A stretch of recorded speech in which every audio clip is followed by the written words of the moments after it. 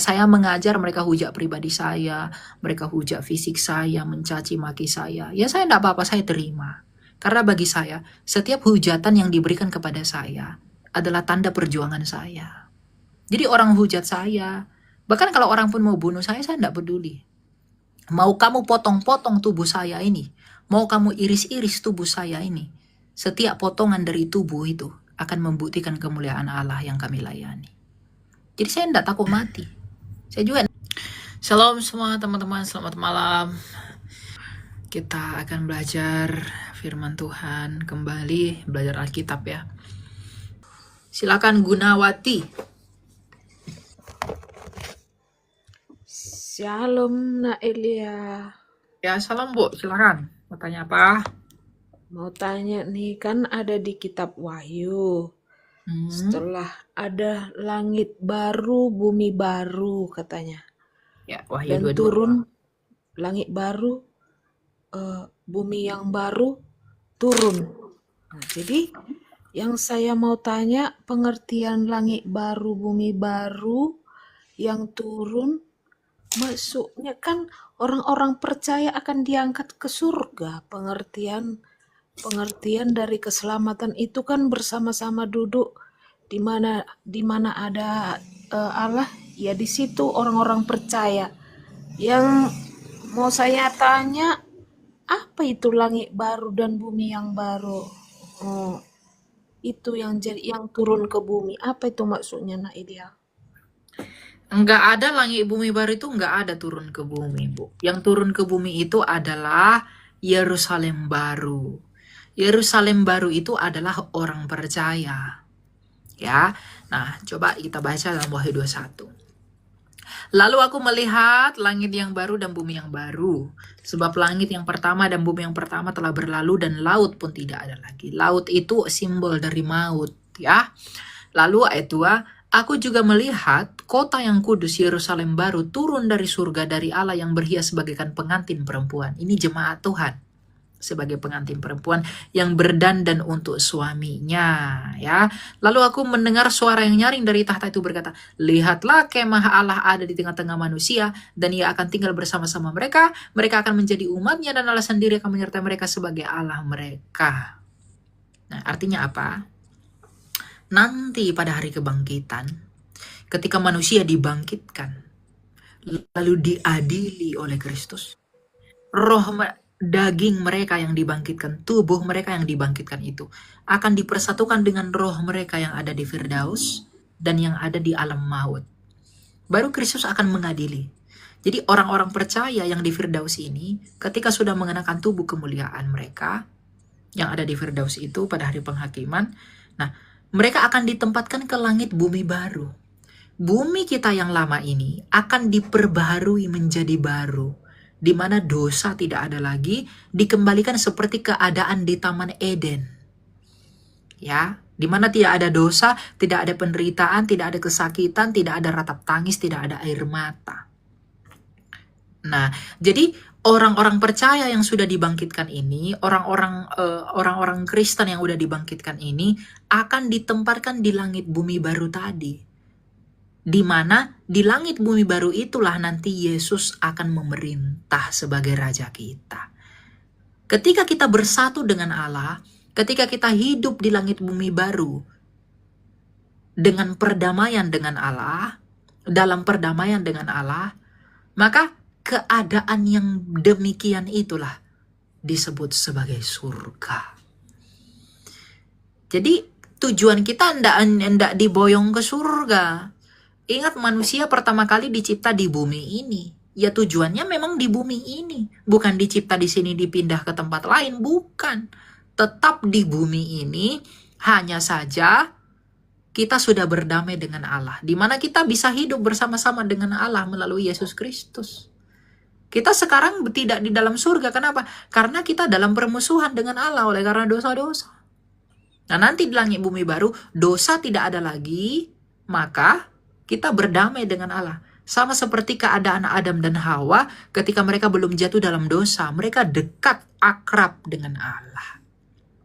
Nah, keadaan yang seperti itulah yang disebut sebagai surga.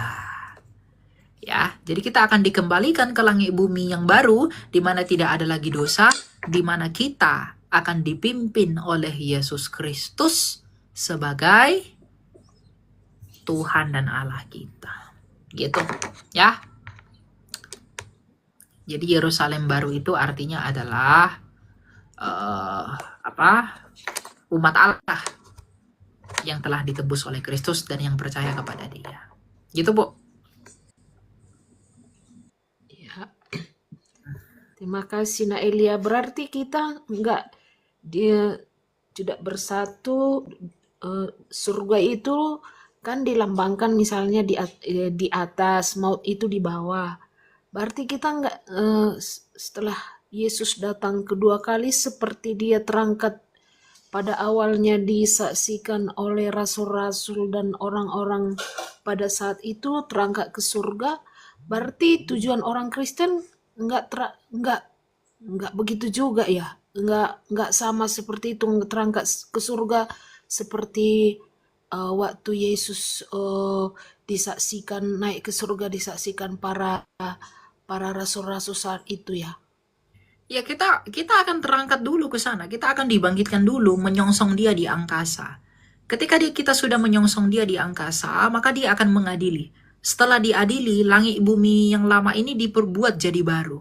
Maka ketika diadili, dibuat langit bumi ini jadi baru, maka kita diturunkan lagi ke langit bumi yang baru ini. Makanya dikatakan Yerusalem baru turun dari surga. Karena kita udah bangkit dulu nih bersama Yesus. Kita menyongsong Dia di angkasa pada peristiwa kebangkitan, baru kita diadili. Setelah diadili, langit bumi yang baru ini, langit bumi yang lama ini akan diperbarui, di mana tidak ada lagi dosa, dipulihkan menjadi keadaan seperti di Eden. Maka ketika sudah dipulihkan, maka kita turun dari surga ke langit bumi yang baru. Makanya dikatakan Yerusalem baru turun dari surga berhiaskan pengantin. Yang artinya apa? Kita udah hidup seperti para malaikat ketika kita turun ke langit bumi baru tadi. Jadi ada kebangkitan, kita kan menyongsong Dia, tapi kita akan dikembalikan ke tempat langit bumi baru tadi. Karena itu tujuan Allah sejak semula. Gitu, ya. Jadi ada lagi sedikit lagi Nak Elia. Ini Ya, kan senang. aku akan datang kembali dan menyiapkan di mana Bapak berada, dan kamu pun di situ. Aku menyiapkan tempat bagimu, bagi orang yang percaya. Maksudnya tempat-tempat itu bukan di sorga ya, Nah Elia? Enggak.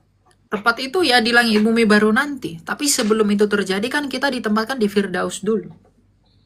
Kita tidak tinggal di mana Allah tinggal. Allah itu nggak punya tempat tinggal, Bu. Oh, Kalau Allah punya tempat tinggal, berarti tempat tinggal lebih besar dari Dia. Allah itu nggak punya tempat tinggal.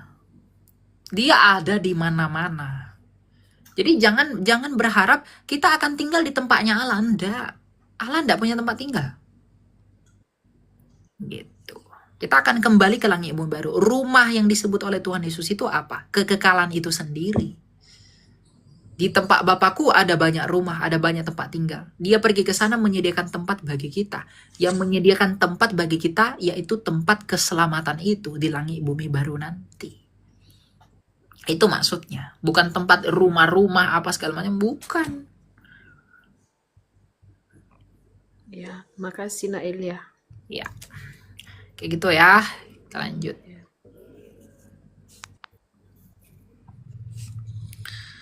Oke.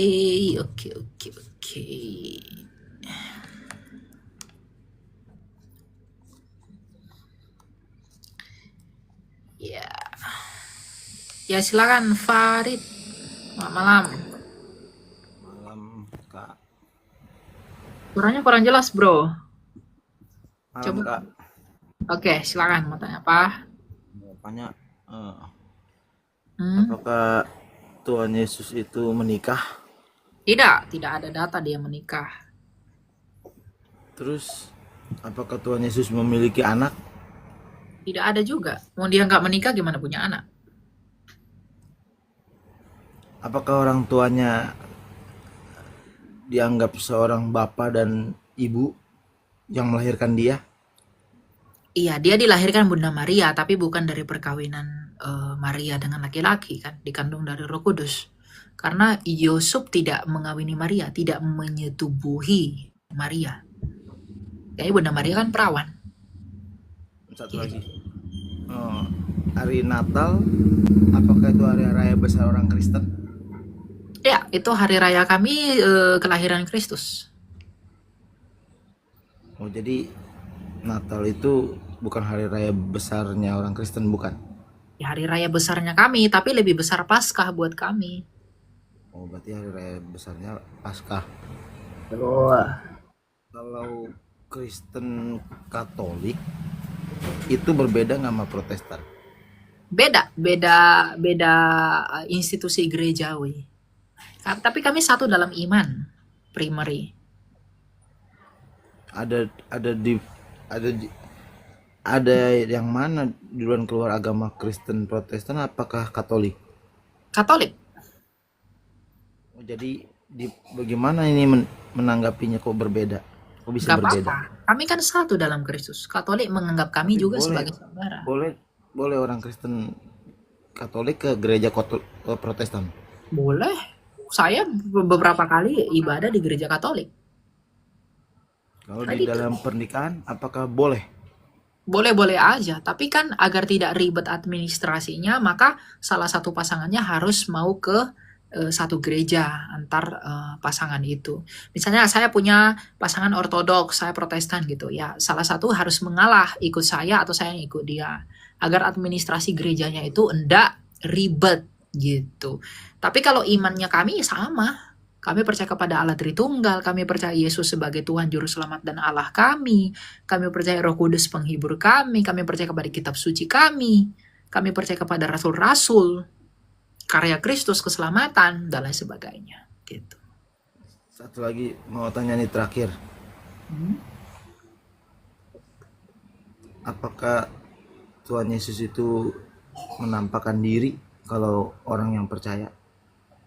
Ya, kalau kamu mau dia menampakkan diri, mintalah dalam doamu sama dia. Kamu berdoa sama dia, Tuhan Yesus tolong tampakkan dirimu samaku. Kamu doa begitu, tekun. Pasti dia akan melakukan itu. Cobalah. Jadi kalau kamu percaya dan beriman, akan terjadi seperti apa yang kamu imani. Banyak kesaksian yang seperti itu. Jadi kalau kamu rindu agar Tuhan datang sama kamu, terus lakukan itu. Tapi walaupun belum datang, itu mungkin Tuhan mau menguji imanmu. Kalau aku pribadi enggak pernah minta Tuhan Yesus datangi aku, enggak. Aku pribadi minta sama Tuhan, ya Tuhan ampuni aku, kasihani aku, kuatkan aku, sertai aku. Karena tanpa melihat dia pun aku tetap percaya. Oh, maaf. Kalau dia menampakkan diri, apakah kita kuat melihatnya? Ya, kita akan kuat melihat dia kalau dia mau. Oke. Ya udah Kak. Itu aja kok. Tapi ada juga, misalnya di dalam kasus Paulus, Rasul Paulus, dia menampakkan dirinya dengan begitu terang sehingga Rasul Paulus jadi buta. Tapi kan ada beberapa orang melihat bertemu dengan Yesus dalam mimpi, kan wajahnya mereka nggak lihat. Yang mereka lihat adalah terang. Makanya Tuhan Yesus bilang apa? Akulah terang dunia. Gitu. Kita nggak akan melihat wajahnya, nanti di hari kebangkitan kita akan melihat wajahnya dia. Kalau sekarang nggak akan bisa kita lihat wajahnya dia. Karena dia terang. Dia kasih. Tapi Kak, itu yang gambar-gambar yang di foto itu Tuhan Yesus emang seperti itu Cuma mukanya? gambaran doang, bukan seperti itu. Itu kan karya seni orang. Leonardo Penjelasan. da Vinci lukis Yesus seperti orang bule karena dia bule ya. Orang Jawa lukis Yesus pakai blankon. Orang China lukis Yesus matanya sipit. Orang Afrika lukis Yesus kulit hitam rambut keriting. Lukisan-lukisan itu bukan berarti itu Yesus, tapi lukisan-lukisan itu adalah bukti seni bahwa mereka mencintai Yesus. Sama seperti saya mencintai pasangan saya, ya saya gambar dia. Atau saya mencintai sesuatu, saya gambar meskipun tidak persis seperti apa yang saya gambar. Jadi begitu. Jadi gambar-gambar foto-foto itu hanya ungkapan ekspresi. Kami sendiri sebagai orang Kristen tidak pernah menganggap yang digambar itu ya Tuhan Yesus sendiri wajahnya, enggak. karena tidak ada yang tahu. Yang tahu hanya rasul-rasul. Karena di zaman Yesus belum ada lukisan, belum ada foto, ya, belum ada video waktu di zaman Tuhan. Gitu. Jadi itu hanya ekspresi, sama seperti patung-patung, itu juga ekspresi iman begitu. Ya, ikon-ikon juga demikian, lukisan juga demikian.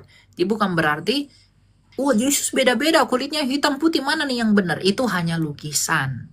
Bukan berarti itu wajahnya dia. Foto patung itu berarti kejelasannya bukan Yesus ya? Bukan, itu hanya seni. Oh gitu. Iya. Oh jadi gambarnya itu nggak terlalu jelas ya, Yesus itu seperti apa, gambarannya nggak tahu kita ya.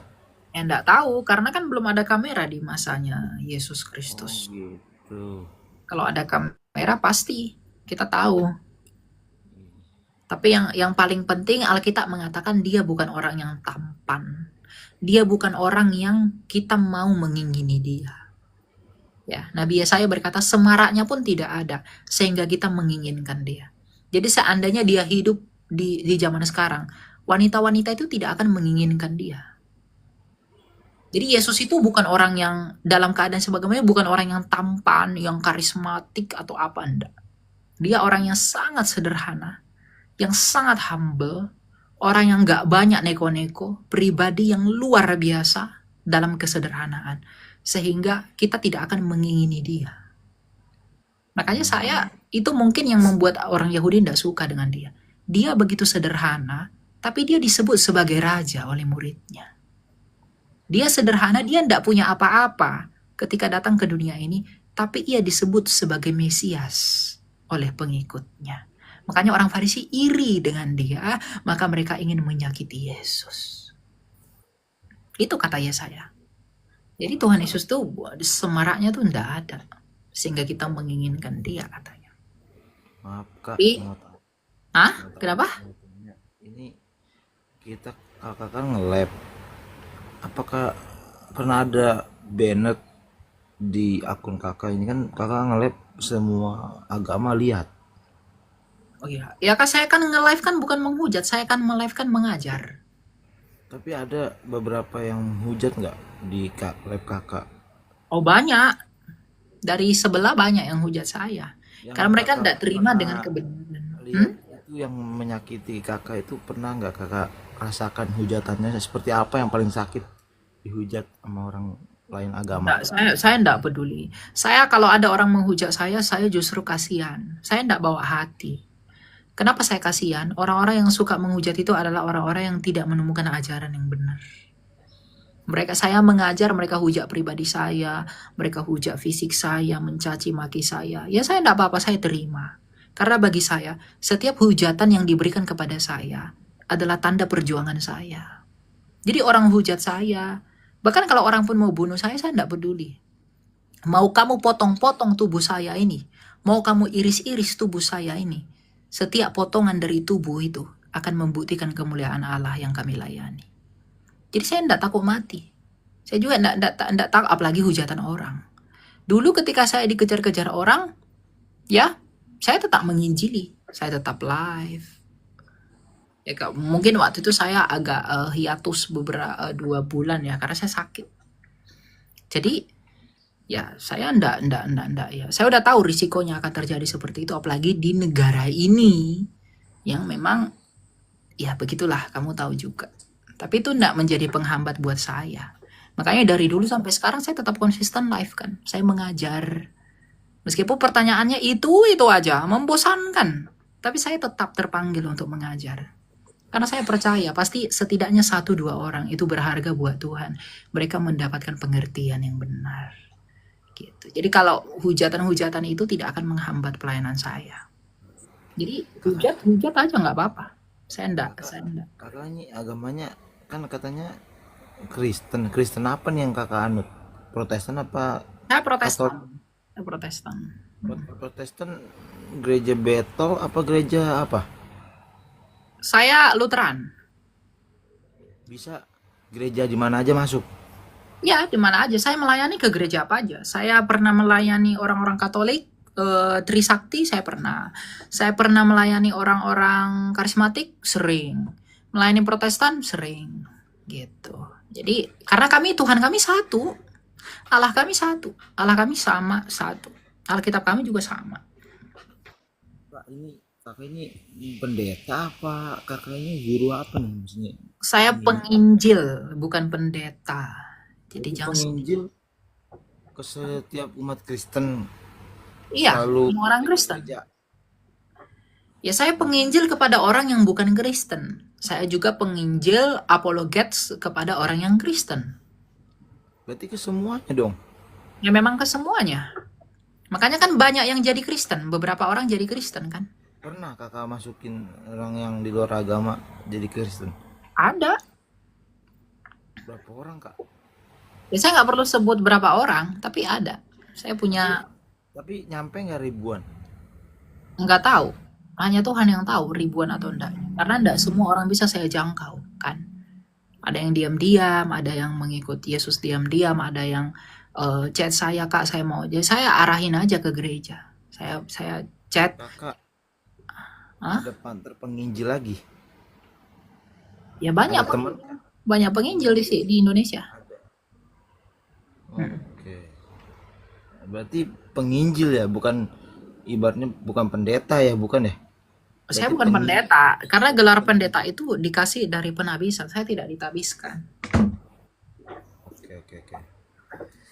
Ya udah So sih ya, kak, saya mau ini off dulu kak. oke ya semoga kamu, Tuhan Yesus memberkati. ya Tuhan berkati ya.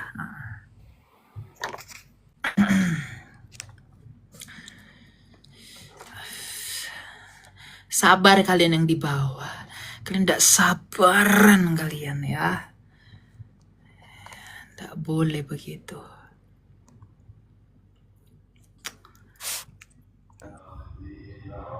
Silakan. Shalom Kak Elia. Shalom. Silakan. Kak Elia, saya mau tanya tentang dosa bunuh diri. Hmm? Misalnya segini, semasa hidupnya dia berlaku baik, percaya kepada Yesus, rajin ibadah. Tiba-tiba ada suatu tekanan masalah, terus dia memutuskan untuk bunuh diri. Apakah rohnya itu tetap diterima Tuhan atau enggak gitu? Tidak. Rohnya itu nantinya kemana? Tidak, orang yang bunuh diri itu binasa. Karena apa? Orang yang bunuh diri itu adalah orang yang tidak beriman. Artinya sebesar apapun masalahnya, dia di dalam dirinya dia tidak punya Tuhan yang kepadanya masalahnya itu ia serahkan. Jadi orang bunuh diri itu adalah orang-orang yang tidak punya Tuhan. Karena dia merasa dia capek dengan dunia ini, maka dia memutuskan untuk mengakhiri hidup. Artinya dia tidak punya. Seperti Yudas tuh, binasa. Gitu ya. Oke Kak. Terima kasih ya Kak. Nah, ingat ya teman-teman ya. Iman, kasih, dan pengharapan. Kasih melahirkan iman. Iman melahirkan pengharapan. Jadi kalau kamu beriman, kamu nggak mungkin membinasakan dirimu sendiri. Tapi kamu punya pengharapan dalam Tuhan, bahwa Tuhan akan menolongmu. Pengharapan itu buah dari iman. Jadi kalau kamu mengaku beriman, kamu tidak akan membinasakan dirimu sebesar apapun masalahmu. Karena kalau iman itu ada, kamu akan berharap kepada Tuhan. Dia yang akan menolongmu dalam setiap masalahmu. Tapi kalau kamu memutuskan untuk mengakhiri hidupmu, berarti kamu tidak punya iman. Karena kamu tidak punya pengharapan. Tuh ya. Jadi jangan korbankan kekekalanmu karena masalahmu. Masalahmu memang besar, tapi Tuhanmu teramat besar. Ya. Ingat satu hal, kalau kamu dalam masalah kamu seperti putus asa, tidak ada masalah yang lebih besar dari kematian. Yesus sendiri telah menang atas kematian yang adalah masalah terbesar. Jadi nggak mungkin masalahmu yang lebih kecil dari kematian itu nggak bisa diselesaikan oleh pribadi yang sama. Jadi kalau Yesus bisa memberantas kematian, apa susahnya buat dia memberantas masalahmu yang lebih kecil itu. Jadi jangan ikuti kata iblis. Iblis pasti menggodamu agar mereka punya teman. Gitu, ya.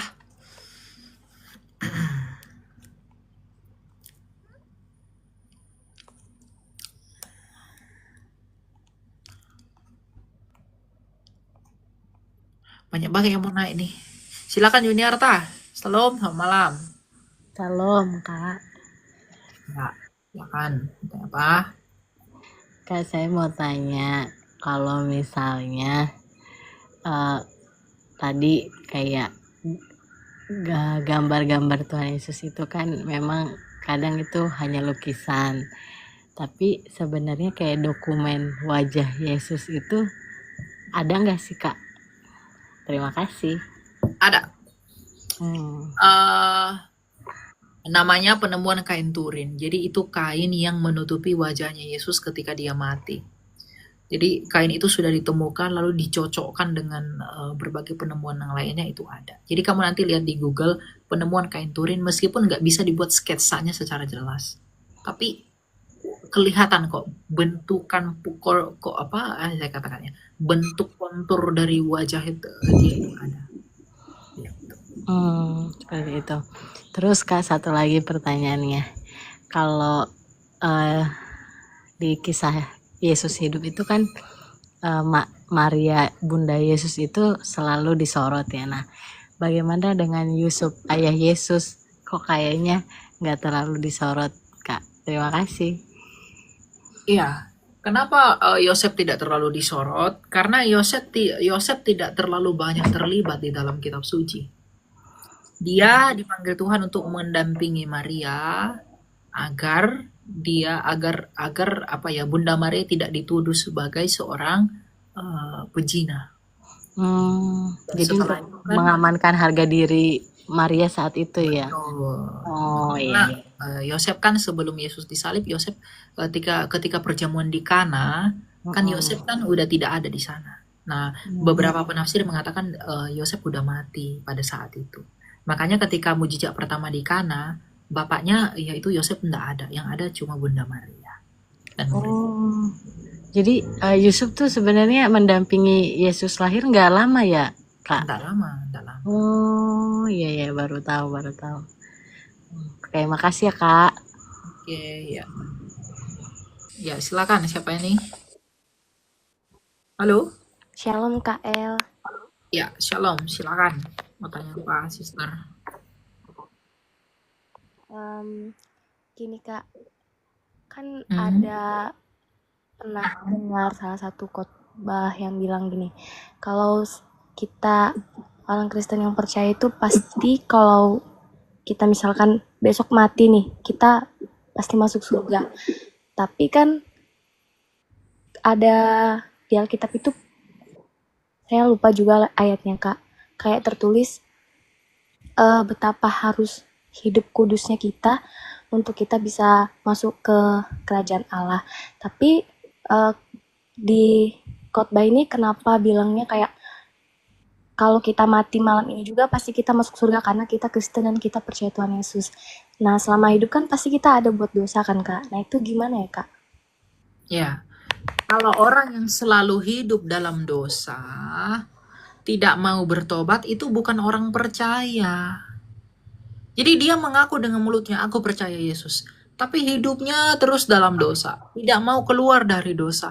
Tidak mau berjuang dari dosa. Itu bukan orang yang akan selamat. Kenapa? Karena dia tidak beriman sebenarnya. Karena iman tanpa perbuatan itu mati. Perbuatan itu adalah bukti dari iman. Makanya Tuhan Yesus dalam Matius 7 berkata, dari buahnya lah kamu mengenal mereka. Kita tahu pokok anggur itu baik, kita tahu pokok apel itu baik, karena buahnya baik kan. Oh ini pokoknya bagus nih, karena buahnya manis. Oh ini pohonnya bagus, kenapa? Buahnya enak. Oh ini pokoknya nih jelek, kenapa buahnya busuk semua? Berarti orang itu beriman atau tidaknya, itu tidak ditentukan oleh ucapannya, tapi ditentukan oleh buah hidupnya. Jadi orang yang akan diselamatkan itu adalah orang-orang yang berjuang melawan dosanya. Bukan orang yang sama sekali nggak berbuat dosa, bukan. Karena orang setelah dibaptis pasti akan jatuh dalam dosa. Tetapi menentukan orang itu selamat atau tidak, itu ditentukan oleh apakah dia berjuang melawan dosanya atau dia berenang-renang dalam dosanya. Itu bedanya. Kalau dia berjuang melawan dosanya, itu artinya ada Roh Kudus di dalam dia yang menguduskan dia sehingga dia tidak suka dengan dosa. Berbeda dengan orang yang berbuat dosa aja seenaknya tanpa mau bertobat, tanpa merasa bersalah atas dosanya. Berarti dia tidak ada Roh Allah pada dia yang menguduskan dia. Berarti dia bukan orang percaya, karena Roh Kudus ada dalam kita. Itu adalah tanda dan bukti bahwa kita percaya kepada Allah. Karena Roh Kudus itu dikaruniakan sebagai meterai atas kita ketika kita mengaku percaya bahwa Kristus adalah Tuhan. Ya, jadi kalau dikatakan bahwa kalau lu kita orang Kristen bebas dong buat dosa, enggak. Orang yang mengaku Kristen, orang pergi ke gereja tapi terus-terusan berbuat dosa tanpa mau keluar darinya, tanpa mau lepas dari dosa itu, ya, itu bukan orang beriman. Karena saya pun orang berdosa, ya. Setiap hari pasti hampir jatuh dalam dosa melalui pikiran, angan-angan yang kotor, ya, asumsi-asumsi yang liar, penglihatan. Tapi kita harus berjuang melawan itu. Nah, orang yang berjuang melawan itu adalah orang-orang yang akan diselamatkan. Makanya Rasul Paulus bilang apa? Aku menyelesaikan pertandinganku dengan baik. Karena dia selama hidupnya, Rasul Paulus tuh bertanding dengan dosa-dosanya. Makanya Rasul Paulus berkata apa? Apa yang paling apa yang tidak suka aku lakukan, itulah yang kulakukan. Artinya apa? Rasul Paulus itu rindu ingin lepas semua dari dosa-dosanya. Dari kebiasaan-kebiasaannya yang jahat. Maka dia bertanding melawan hawa nafsunya semuanya. Ketika dia mati, dia mau mati, dia berkata, aku menyelesaikan pertandinganku dengan baik. Karena selama hidupnya dia selalu bertanding melawan dosa-dosa dan hawa nafsunya. Nah, orang-orang seperti itulah yang akan diselamatkan karena Kristus akan menyempurnakan pertandingan mereka. Itu oleh karena kasih karunia dan kemurahan hatinya. Itu tandanya. Ya. Ya kak ya. Izin kak mau nanya satu lagi bisa kak? Di Alkitab itu ada satu dosa yang tak bisa diampuni Tuhan kak. Itu menghujat Roh Kudus. Nah, contohnya menghujat Roh Kudus itu yang gimana ya kak? Ya, di dalam Injil Markus tentang dosa menghujat Roh Kudus itu bagaimana, ya. Memang dosa menghujat Roh Kudus ini adalah dosa yang tidak terampuni. Nah, seperti apakah dosa menghujat Roh Kudus ini? Kalau kita melihat dalam konteks waktu itu, Tuhan Yesus sedang melakukan pengusiran setan. Lalu orang-orang Farisi datang ke sana melihat Yesus. Nah, ketika orang Farisi melihat Yesus melakukan mujizat, Roh Kudus itu menerangi hati orang Farisi dan memberi kesaksian bahwa Yesus adalah Mesias melalui mujizat yang dia lakukan. Jadi Roh Kudus itu berkata di dalam hati orang Farisi ini bahwa Yesus itu adalah Mesias melalui mujizatnya. Tapi kesaksian Roh Kudus yang ada di dalam hati orang Farisi agar orang Farisi percaya kepada Yesus ditolak oleh orang Farisi itu dengan berkata, dengan Belzebul penghulu setan ia mengusir setan. Artinya apa? Menghujat Roh Kudus itu adalah menolak ajakan Roh Kudus untuk percaya kepada Yesus. Itu menghujat Roh Kudus. Jadi menghujat Roh Kudus itu bukan berkata-kata sesuatu yang kotor tentang Roh Kudus, bukan. Menghujat Roh Kudus itu adalah menolak kesaksian Roh Kudus. Menolak ajakan Roh Kudus untuk percaya kepada Yesus. Ingat di dalam Yohanes 16, Tuhan Yesus berkata apa? Ketika penolong itu datang, ia tidak akan memuliakan dirinya sendiri, tapi ia akan bersaksi tentang aku. Jadi Roh Kudus yang keluar dari Bapa, Roh penolong itu akan datang ke dunia ini untuk menolong kita agar kita percaya kepada Allah, agar kita percaya kepada Yesus. Nah, ketika Roh Kudus datang menolong kamu untuk percaya kepada Yesus, lalu kamu menolak pertolongan Roh Kudus itu, maka kamu menghujat Roh Kudus.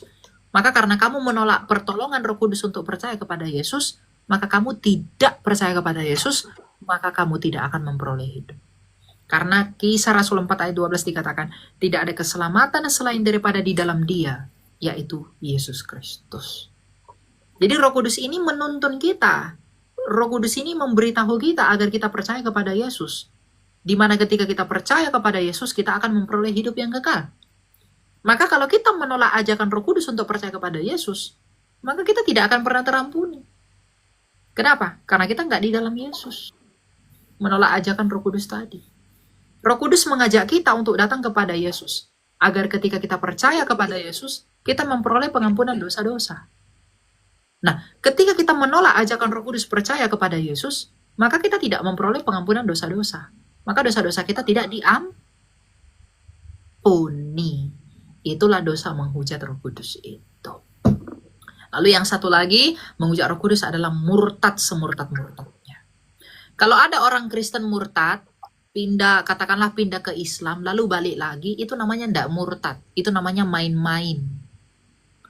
Tapi ada orang yang benar-benar murtad dari hatinya, dia membenci Yesus. Tadinya dia sudah menikmati anugerah dari Yesus Kristus. Dia sudah menikmati karya dari Roh Kudus. Tapi dia jadi benci sekali dengan Yesus. Dia jadi jijik dengan Yesus. Itu yang disebut murtad. Sampai mati, kalau dia sampai mati dalam keadaan seperti itu, berarti dia menghujat Roh Kudus. Jadi kalau ada orang Kristen, dia meninggalkan Yesus misalnya demi suami, demi istri, demi anak-anak. Tapi sebenarnya hatinya pengen kembali. Ya, ketika dia kembali, dia nggak menghujat Roh Kudus. Tapi ketika dia terus-terusan murtad, dia tidak mau kembali, itu menghujat Roh Kudus sampai mati. Jadi ketika dia tidak mau kembali sampai mati, dia menghujat Roh Kudus. Tetapi ketika dia kembali lagi, ingat kisah anak yang hilang? Anak yang hilang itu ketika meninggalkan bapaknya, anak yang hilang itu pengen kembali, bapaknya tidak menolak dia. Jadi kalau ada orang Kristen meninggalkan Yesus mau balik lagi, kamu seperti anak yang hilang itu. Kalau kamu kembali, apakah bapamu menerimamu? Dia sangat menerimamu. Jadi kalau ada yang sudah meninggalkan Yesus, kembalilah karena dia masih menerimamu.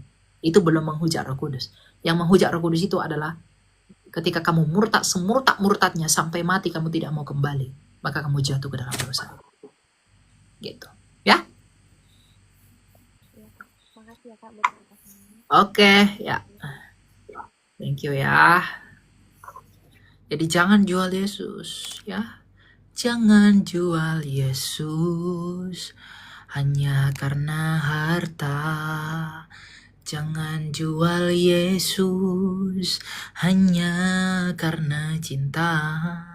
Jangan jual Yesus hanya karena tahta. Tiada yang lebih mulia selain darinya. Gitu ya. Jadi jangan celakakan dirimu dengan mempermainkan anugerah yang diberikan oleh Raja kita itu. Ya. Silakan Apu. Halo Kak, selamat malam, shalom. Malam, silakan. Mau tanya apa Apu? Saya mau nanya Kak, cuman dari konsep sejarahnya, kalau Alkitab ini ditulis pertama kali oleh siapa dan tahunnya tahun kapan Kak? Itu aja sih. Makasih. Injil yang tertua adalah Injil Markus, ditulis tahun 50. Baru disusul Matius, baru disusul Lukas, lalu ditutup oleh Yohanes untuk sinoptik ya. Kamu tanya perjanjian baru atau perjanjian lama dulu nih? Dari perjanjian lama Kak. Oh ya, perjanjian lama itu sudah ditulis sebelum Yesus lahir, semua sudah lengkap karena disalin oleh Ezra. Kemudian diterjemahkan oleh 72 rabi-rabi di Alexandria ke dalam bahasa Yunani yang kemudian disebut sebagai Septuaginta. Jadi perjanjian lama itu sudah lama sekali dikumpulkan yang dalam bentuk Septuaginta itu loh. Nah, lalu Injil perjanjian baru yang paling tua ditulis kapan? Tahun 50 tadi oleh Rasul Markus. Kemudian dikanonkannya perjanjian lama perjanjian baru ini menjadi satu kitab, itu dikonsili ketika di Kartago di akhir abad ketiga. Ditulis di sini. Ya. Oke Kak.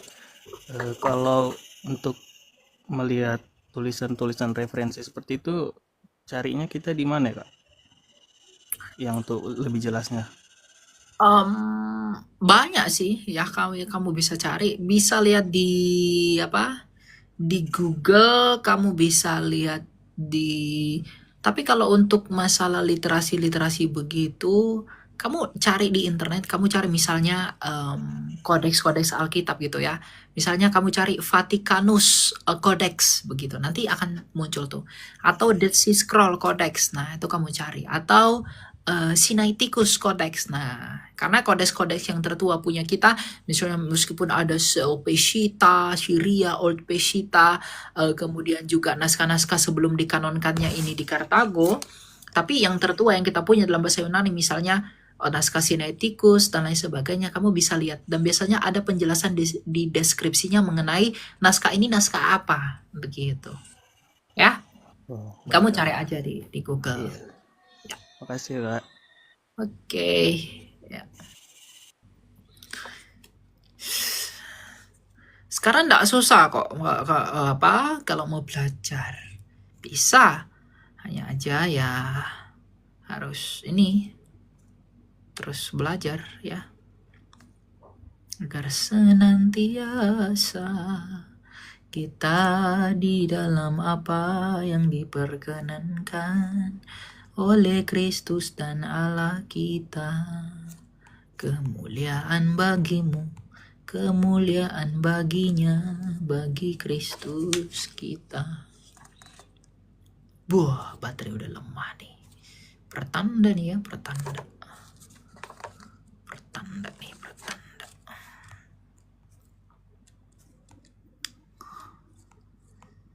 Tedet, tedet, tedet, tedet, tedet, tedet.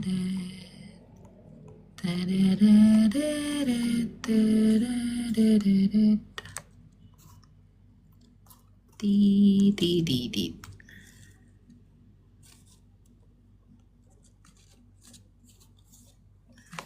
Sabar ya.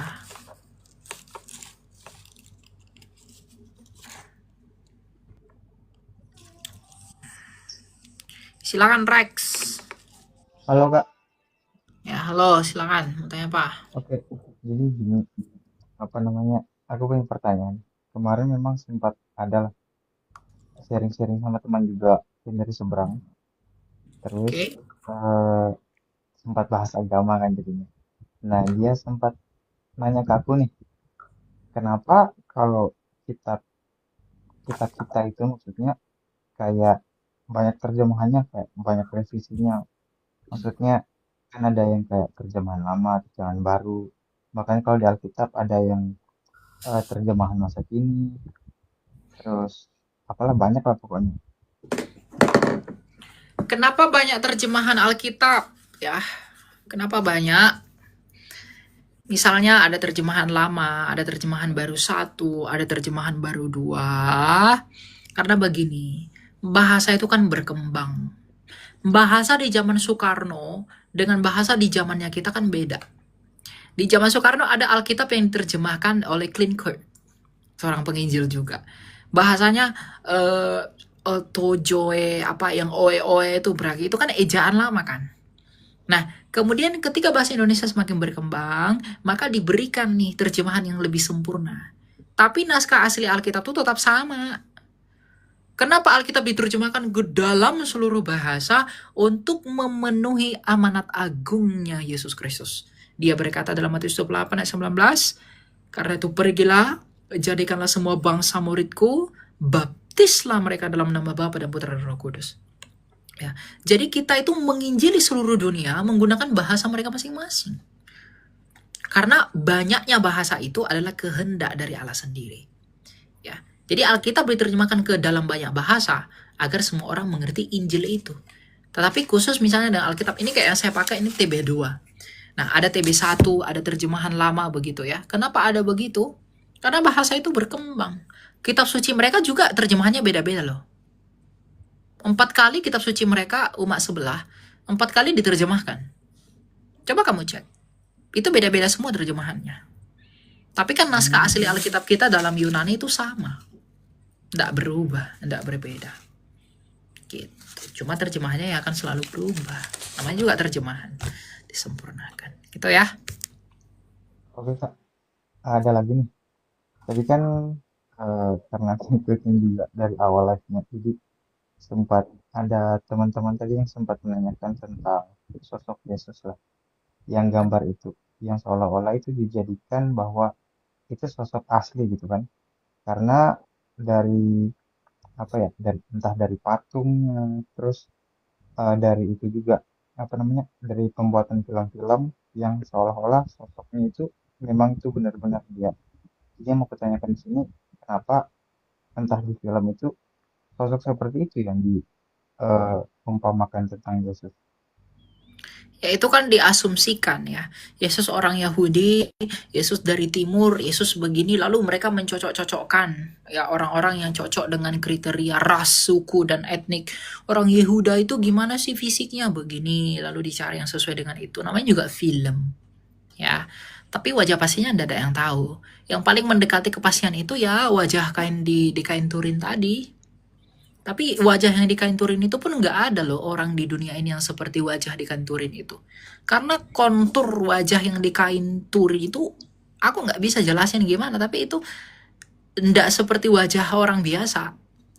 Coba nanti kamu cari kain turin, jadi matanya, hidungnya, ininya semua tuh nggak seperti kita pada umumnya. Bahkan dengan orang Timur Tengah pun nggak seperti itu. Karena wajahnya itu apa ya saya bilangnya, berwibawa sekali.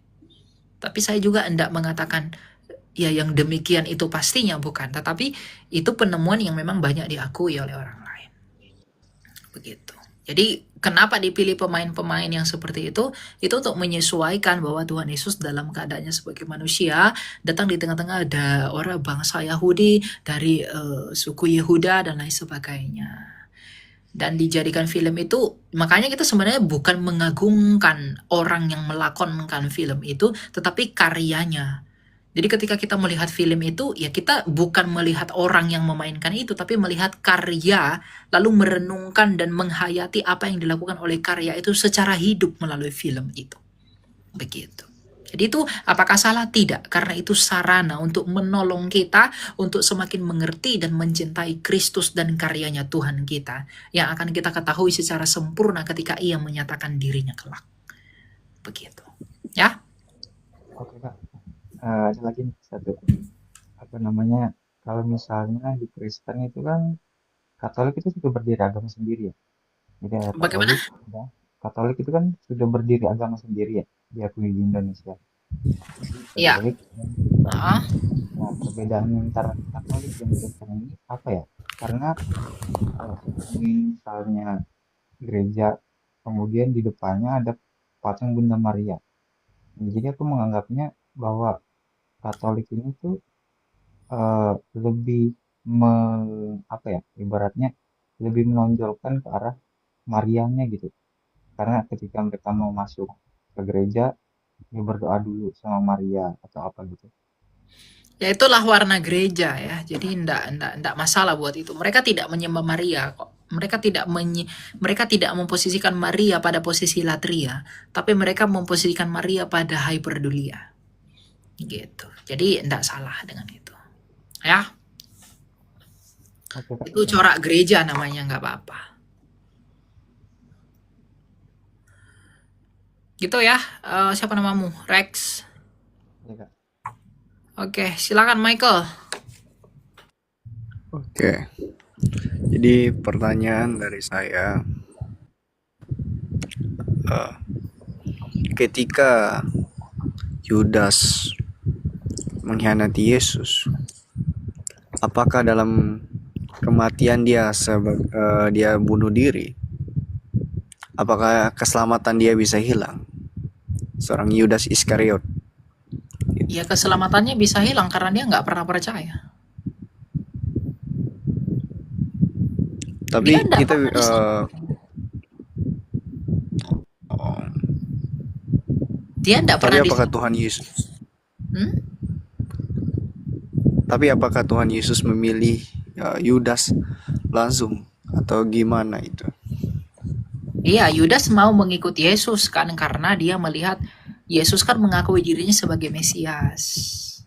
Lalu Yudas tahu peluangnya nih, nanti Mesias ini jadi raja banyak duit ini, gitu. Ya, lalu dia kan Tuhan Yesus menerima semua orang berdosa pun dia terima. Tapi orang berdosa yang mau bertobat dia terima, yang tidak bertobat juga dia terima. Sebagai bukti bahwa dia tidak pilih kasih sama semua orang.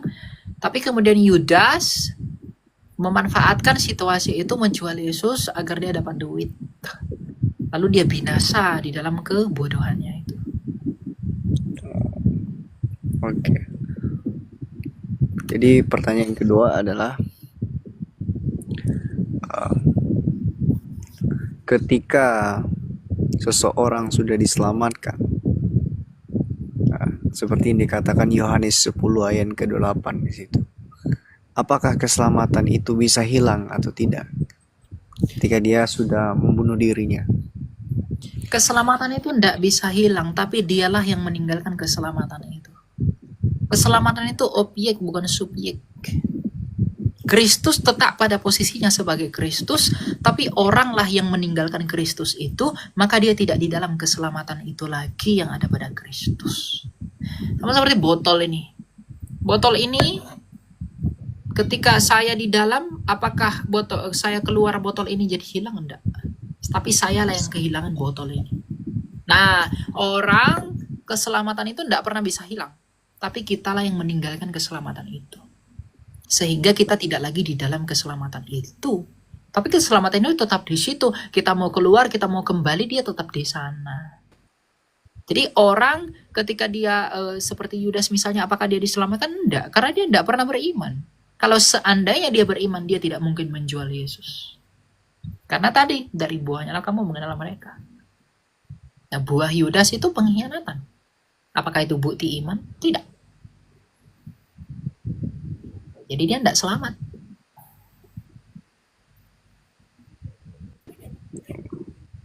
Itu ya. Terima kasih. Oke, terima kasih, saudara. Ya, syukur kepada Allah. Baiklah, teman-teman kalian di sini ada masih banyak yang mau bertanya, tapi sayangnya beribu-ribu sayang. Saya tidak bisa naikkan semua, saya mau istirahat. Karena ya seperti pepatah, ada pertemuan pasti ada perpisahan juga ya. Jadi saran saya ya tetaplah setia dalam Tuhan, tetap setia dalam Yesus. Apapun yang kamu lakukan, lakukanlah semuanya oleh karena Kristus. Cintai dan sayangilah Dia, berjuang di dalam hidup ini, melawan dosa-dosa kita sebagai bukti bahwa kita orang beriman. Ingatlah bahwa tidak ada yang seperti Kristus dimanapun. Jadi jangan coba kamu, bahan siapapun berusaha untuk meninggalkan Dia. Karena Ia sendiri pernah bersabda, di luar aku engkau tidak bisa berbuat apa-apa. Jadi jangan melangkah di dalam kebutaanmu. Kamu berpikir kamu bisa melakukan, padahal sebenarnya kamu tidak pernah bisa melakukan. Jangan bangun rumahmu di atas pasir, tapi bangunlah itu di atas batu karang yang teguh. Kristus sebentar lagi akan mati dalam peringatan kalender. Tapi kematiannya itu menjadi perenungan buat kita. Bahwa kita begitu dicintai dengan nyawanya sendiri. Tetapi setelah itu, Ia menyatakan kemenangan dan mendapatkan kemuliaannya melalui kebangkitannya. Itu adalah bukti kemurahan hati Tuhan kita. Itu adalah bukti kasih Tuhan kita. Bukti kebesarannya kepada kita orang-orang berdosa. Maka datanglah kepada Kristus, mendekatlah pada kaki salibnya. Memohon ampunlah, agungkanlah Dia, tinggikan Dia, muliakan Dia dalam segala hal yang ada dalam hidupmu. Ingat bahwa di dalam Kristus, kamu akan memperoleh segala sesuatu yang diinginkan oleh jiwamu, bukan dagingmu. Setia sampai mati, jangan jual Kristus demi apapun. Karena untuk apa kamu punya seluruh dunia ini, tapi kamu kehilangan hidupmu. Berdoalah bagi mereka yang telah murtad. Berdoalah bagi mereka yang telah meninggalkan Yesus. Berdoalah bagi mereka agar mereka dipanggil kembali oleh kuasa Allah. Berdoalah bagi orang yang menghina imanmu. Berdoalah bagi orang yang menertawakan imanmu. Berdoalah bagi yang mengejek dan memfitnahmu. Karena Yesus Kristus sendiri mengatakan kita semua berbahagia. Kalau Yesusku sendiri mengatakan bahwa kita berbahagia, lalu apakah pentingnya penganiayaanmu? Apakah pentingnya penghinaanmu? Apakah pentingnya ancaman yang darimu? Ya, jadi tetap setia agar kita memperoleh hidup yang kekal di dalam Dia. Saya berdoa semoga kita semua diingat oleh Allah dalam kerajaannya ketika Ia datang sebagai Raja. Dan saya berdoa semoga kita semua ditulis Allah dalam buku kehidupannya, agar kita semua bertemu kembali dalam sukacita yang kekal di dalam kerajaannya yang mulia. Tuhan berkati, sampai jumpa.